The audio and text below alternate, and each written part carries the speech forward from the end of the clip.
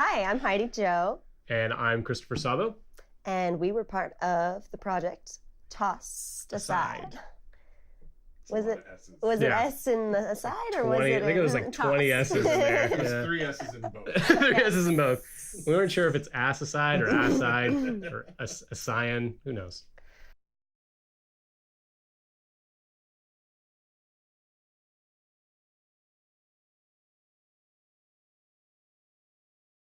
I came into the project with a phone call between David and Teresa.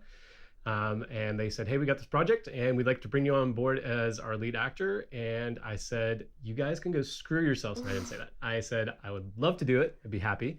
And it came in just the right time in my life where I was really wanting to, do something creative. And I got to work with some really amazing people on it. So.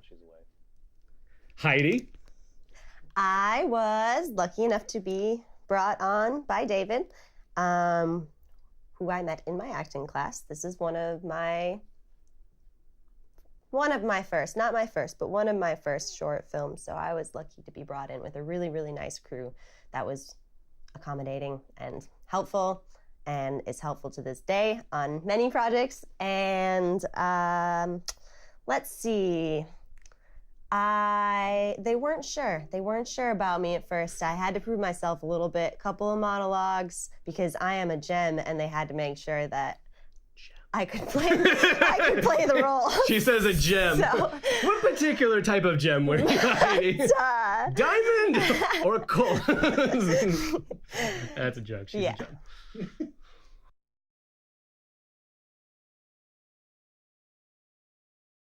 It was something different, that's for sure. It was different.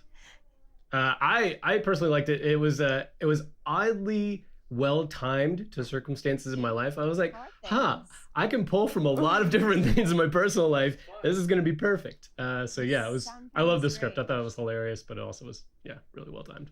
Love when that happens. Yeah, so good, so nice. Roles that you're just like, oh, I don't have to act for this. I can just be me.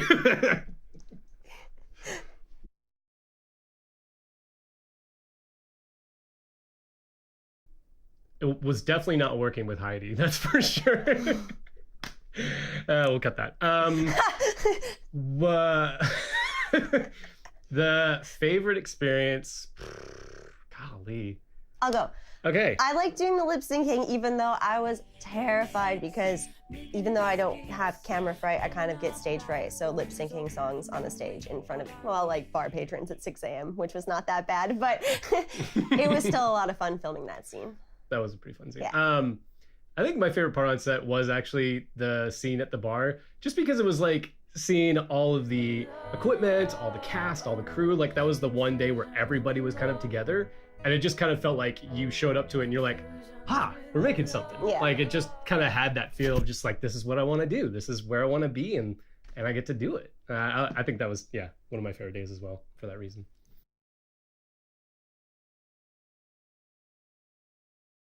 With film content, you still had that kind of same drive with it, but at the same time, you had a little bit more length to be creative, to set up your shots, to really get into the story and to really develop things. So it looked like something that was really good, but you still had some, I guess, deadlines and some parameters around it. So I liked that creative aspect of it, but it wasn't nearly as, I wouldn't say challenging as 48 because challenging is the wrong word. It's more just like chaotic. But it was definitely, it still had that challenge aspect for sure.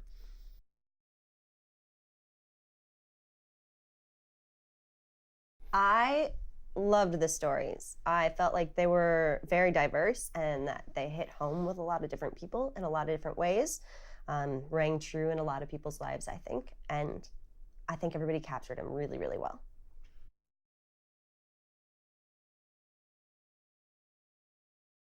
I mean, I think it's a good life lesson for a lot of people to not try to be somebody else when you're first meeting somebody and dating somebody, I guess. I don't know if that's what it gets down to at the core, but it's definitely one of the things that comes through is like, don't try to be somebody that you're not to try to impress somebody because it's not going to work out in the end. Like, the stronger, I mean, the more like dominant personality is going to take over and then you're going to be just drained and you're like, what am I doing with my life? Am I here?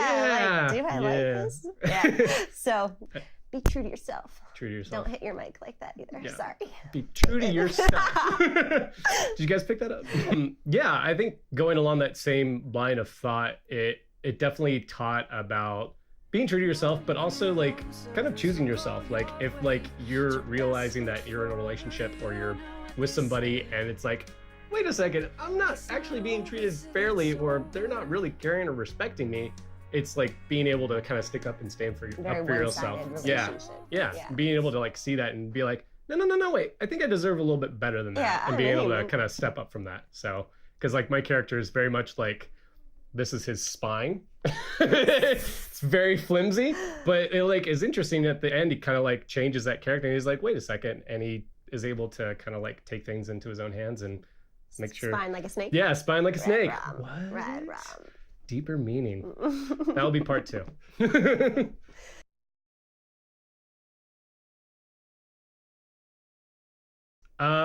It's encouraging because it's like you do these projects and you come onto them, you're like, oh, I'm getting to like practice, I'm getting to engage, I'm getting to connect with people. But then there's also this aspect of like, oh wait, a lot of people are seeing this. Oh wait, this is actually getting accolades. Oh wait, this is getting out to a wider audience. And so for us as actors, I think that definitely puts us in a place of, oh, my work is being seen by more than just, my local community or just a local city. Like it's being put out there so that, it's enabling me to have more work or more opportunities in the future, which is pretty amazing. Yeah, you definitely never know who's going to come across your film and in what way and what they'll pick out of it and what their project is going to be next and who they know and what they're working on. So it's always great to be able to get your work out there pretty much by any means possible. So. Totally.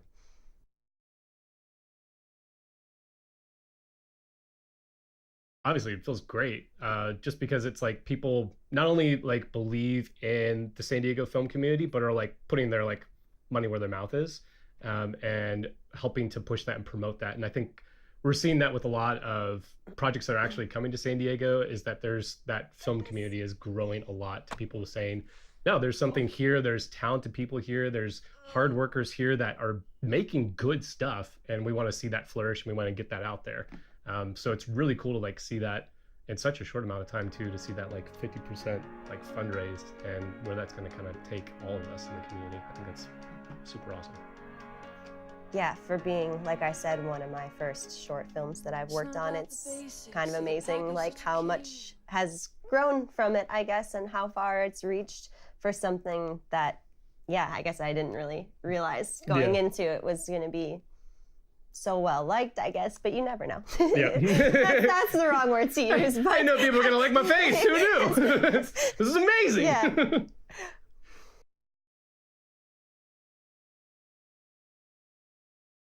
And we really want you to continue to help us support the crowdfunding for our film Tosssed Assside in the FilmCon Challenge by throwing dough at us just like that, but also do it online because that's the only way we're actually going to get the money. And you can get cool perks, like talking with us one-on-one for 15 minutes. Because we are a blast. We are so amazing to talk Seriously. to. Like, can you not tell that this is going to be the best? I'm a great conversationalist. I am Let awesome. me tell you. So good.